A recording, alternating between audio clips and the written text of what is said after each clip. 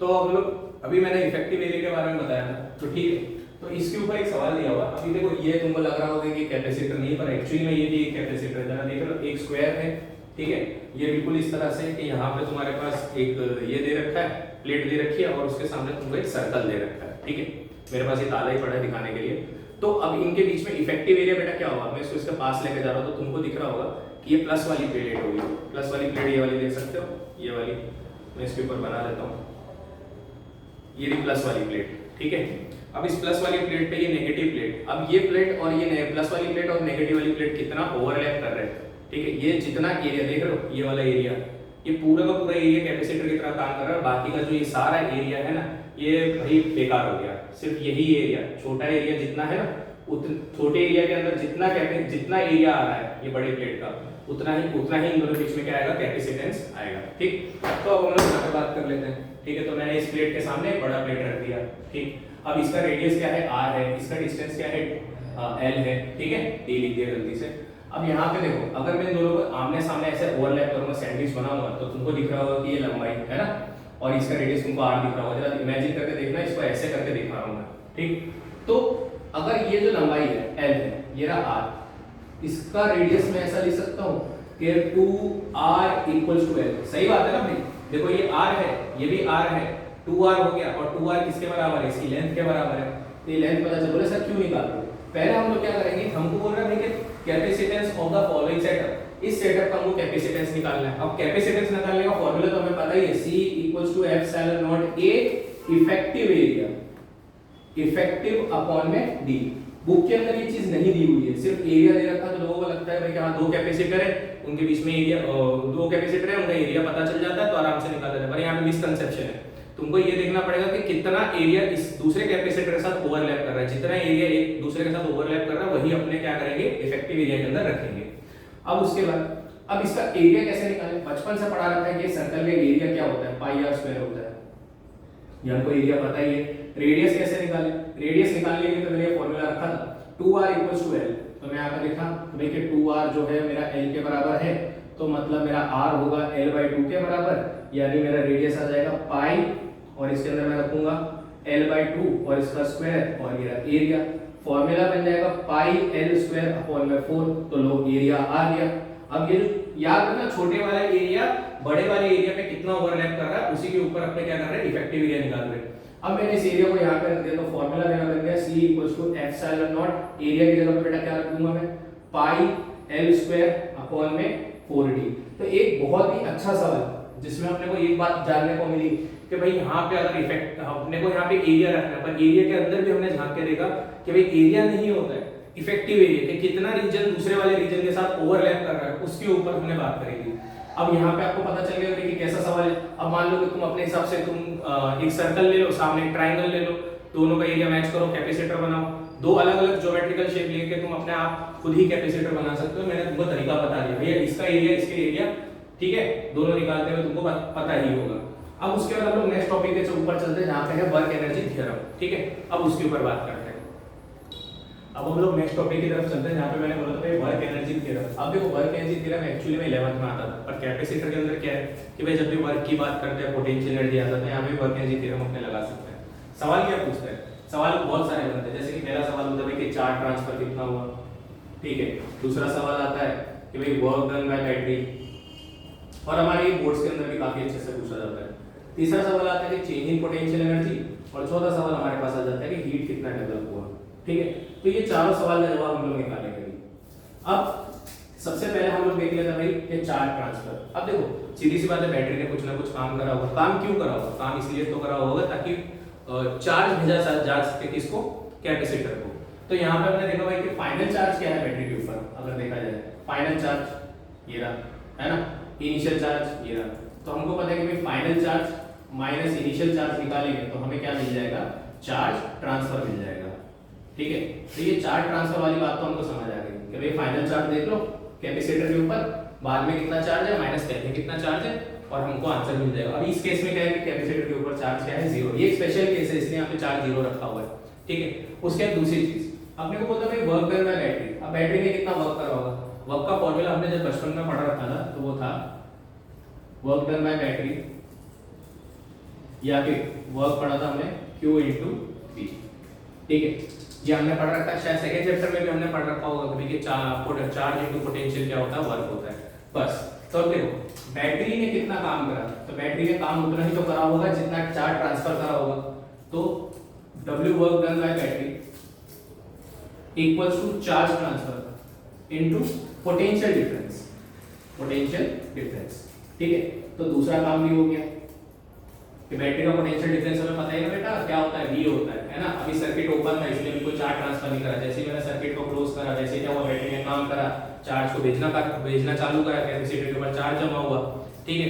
अब कैपेसिटर के ऊपर चार्ज जमा हो गया तो हमने आराम से निकाल लिया भाई कि चार्ज ट्रांसफर क्या हो, charge final charge minus initial charge, तो हमारे पास टोटल चार्ज आ गया। बैटरी ने कितना काम करा, जितना टोटल चार्ज था इनटू बैटरी का पोटेंशियल डिफरेंस, उसको हमने मल्टीप्लाई करा, हमारे पास वर्क डन बाय बैटरी आ गई। ये सवाल है भाई चेंज इन पोटेंशियल। अरे भाई साहब चेंज को कैसे लिखते हो तुम, चेंज को लिखते हो तुम U2 माइनस U1, ठीक है। या फिर अभी अगर इसमें हम लोग बात करें तो U final minus U initial.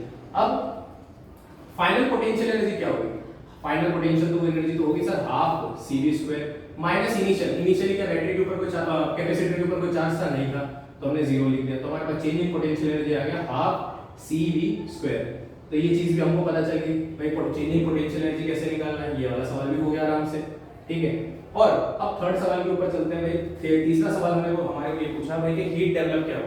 अरे हीट कैसे डेवलप होगी, देखो ये हीट ऐसे डेवलप होगी कि जब भी चार्ज वायर के थ्रू कैपेसिटर में जा रहा होता है तो क्या होगा कि कुछ ना कुछ, जब भी हमको पता ही है कि भाई कि अगर करंट फ्लो होता है, ऐसा समझो जब भी करंट फ्लो होता है तो रजिस्टर क्या होता है, हीट करता है ना। तो अभी जब चार्ज यहाँ से यहाँ जा रहा है ना, यहाँ से बैटरी से कैपेसिटर के ऊपर जा रहा है, तो ड्यूरिंग द ट्रैवल कोलिजन करते हुए क्या होगा कि हीट डेवलप होगी, है ना।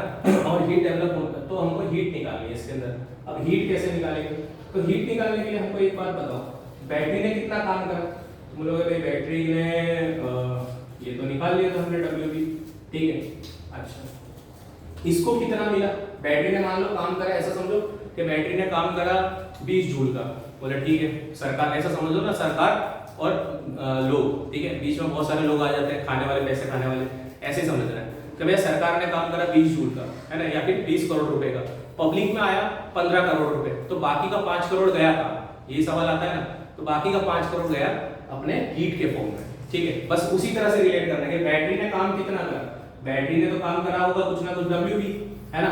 अब इसमें से क्या होगा कि भैया जनता के पास जो पैसा पहुंचा हो वो है U, तो बाकी का गया कहां, बाकी का गया हीट के फॉर्म में, ठीक है। फॉर एग्जांपल मान लो बैटरी ने 20 जूल वर्क करा होगा, ठीक है, और इसके पास 15 जूल ही मिला है, तो मतलब क्या होगा 5 जूल क्या गया होगा, हीट के फॉर्म में गया होगा। बस इसी तरह से हमको रिलेट करना है, ठीक है। तो फॉर्मूला ये बन गया भैया, अगर हमको हीट निकालना है तो हीट निकालने के लिए अपने क्या कर सकते हैं भैया, हीट निकालना है तो हीट के लिए हम लोग क्या करेंगे, WB minus delta U equals to H heat, ठीक है। आई होप इतना मैं समझा पाया, इतना समझा पा रहा हूँ कि भाई कि कैसे इसके सवाल को हल करना है। सबसे पहले आपको देखो, जब भी ऐसा सवाल है वर्क एनर्जी थ्योरम के ऊपर है और तुमसे 3 सवाल पूछे होते हैं, 3 नहीं 4 सवाल पूछेगा। 4 सवाल कैसे कि भैया चार्ज ट्रांसफर बता दो, बैटरी ने कितना वर्क करा, चेंजिंग पोटेंशियल एनर्जी कितना है और हीट कितना डेवलप हुआ। तो भैया पहले तो पहला आंसर तो आराम से बता दो कि पहले कितना चार्ज था, बोल दिया भाई 0 था। बाद में कितना चार्ज है, तो तुम लोग बाद में चार्ज तो सर ये आया अपने पास अपने बाद में चार्ज है हमारे पास, ये फाइनल चार्ज है, तो फाइनल में से इनिशियल माइनस करा तुम्हारे पास टोटल आ गया। वर्क डन की बात करें तो भैया वर्क डन कैसे निकलेगा, स्टेप 1 आ गया ना, स्टेप 2 में क्या होगा, work done by battery, battery ने कितना वर्क करा होगा, charge transfer into potential difference. अगर मैंने बोला भाई चेंज इन पोटेंशियल एनर्जी क्या है, तो हम बचपन से जानते हैं भैया फाइनल माइनस इनिशियल करेंगे। अब फाइनल पोटेंशियल एनर्जी क्या होगी, हाफ CV स्क्वायर माइनस 0, क्योंकि इनिशियली ये कोई चार्ज, इनिशियली सर्किट ओपन था और कोई चार्ज ट्रांसफर नहीं हुआ अभी तक, इसमें कोई एनर्जी स्टोर भी नहीं हुई, तो हाफ CV स्क्वायर आ गया। अच्छा एक बात और ध्यान से देखना कि अब मैंने क्या करा, मेरे को पता है WB बैटरी ने कितना वर्क करा होगा, बैटरी ने वर्क करा होगा सर CV, ठीक है। बैटरी ने कितना वर्क करा होगा, बैटरी ने वर्क करा है CV और हाफ बैटरी ने वर्क करा होगा CV स्क्वायर। बता दो कैसे, WB W battery equals to charge. अब चार्ज हमारे पास क्या है, चार्ज हमारे पास है, तो बैटरी ने कितना वर्क करा, बैटरी ने वर्क करा था हमारा Q इनटू CV। अब हम लोग जानते हैं कि भाई कैपेसिटेंस के अंदर फॉर्मूला क्या होता है, Q इक्वल्स टू CV, इसको मैं यहाँ पे रखूंगा तो मेरे पास आ गया CV²। तो बैटरी का वर्क तुम आराम से निकाल सकते हो, CV² हुआ। इस CV² को मैं यहाँ पे रखूंगा, ठीक है। तो मैंने यहाँ पे रखा CV² minus half CV² equals to heat. Answer बना मेरे पास हाफ CV²। बस ये बहुत जोरदार वाली बात पता चली हीट की। भाई साहब एक बात अपने ने डेवलप कर ली कि भैया जब भी कैपेसिटर अनचार्ज होगा, जब भी कैपेसिटर अनचार्ज होगा तो आधी एनर्जी तो जाएगी इसको चार्ज कराने में और आधी एनर्जी जाएगी, देख रहे हो ना, आधी एनर्जी तो इसके पोटेंशियल एनर्जी के फॉर्म में स्टोर होगी और आधी एनर्जी किस फॉर्म में गई, हीट के फॉर्म में। ये बात ध्यान रखना है कि भैया अनचार्ज कैपेसिटर में, अनचार्ज कैपेसिटर में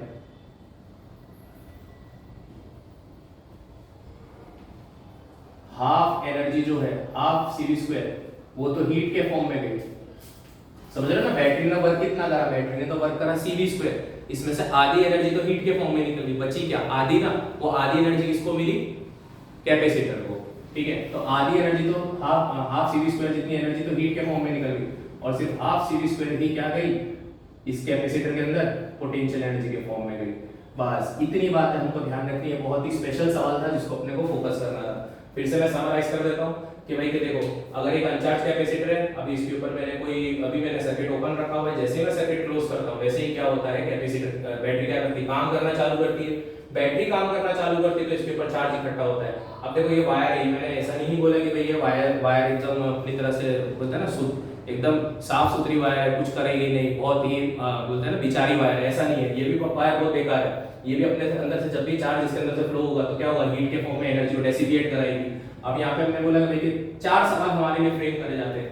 पहले ये आप देख रहे हो कि भाई charge transfer, work done by battery, potential energy और हीट डेवलप। अब मैंने बोला भाई चार्ज ट्रांसफर निकालो, तो charge transfer final minus initial करके निकाल सकते हो। वर्क डन बाय बैटरी तुम कैसे निकाल सकते हो, charge transfer into potential difference. Sir potential difference कहां से है, बैटरी का पोटेंशियल डिफरेंस पता ही है। फिर अगर अपने बोलते हैं चेंज इन पोटेंशियल एनर्जी तो फाइनल माइनस इनिशियल कर दोगे। और हीट डेवलप, अब हीट डेवलप का कांसेप्ट अपने को पता ही है। बैटरी ने कितना काम करा, बैटरी ने बोला सर CV² बैटरी ने काम करा। CV² कहां से आया भाई साहब, बैटरी का वर्क क्या होगा, चार्ज इनटू पोटेंशियल डिफरेंस, ठीक है। अब मैंने क्या करा, यहाँ पे चार्ज का फार्मूला रख दिया, Q = CV और मेरे पास आया CV², मतलब बैटरी कितना वर्क करती है, CV² वर्क करती है। इसमें से आधी एनर्जी कहां चलेगी, आधी एनर्जी चलेगी हीट के फॉर्म में और आधी एनर्जी कहां हुई, कैपेसिटर के अंदर स्टोर हुई। तो ये हमने थ्योरम लगाया भाई, पर ध्यान रखना है ये अनचार्ज कैपेसिटर के लिए ही लगाना है। चार्ज कैपेसिटर के अंदर चीजें थोड़ी चेंज हो जाएगी, ठीक है। अब हम लोग नेक्स्ट टॉपिक के ऊपर चलते हैं जहां पे हम लोग सेम पोलैरिटी और डिफरेंट पोलैरिटी के सवाल करेंगे।